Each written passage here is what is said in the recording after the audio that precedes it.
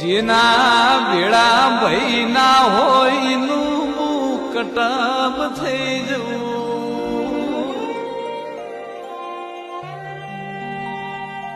તમે રાજી તો હુએ રાજી, તમે રોયા તો મારાથી ખમાશે નહીં.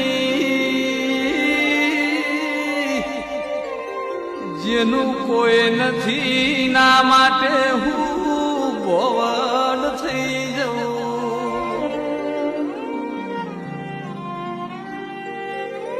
તમારા વખાન હું મારા ભીતર વેટી દઉં.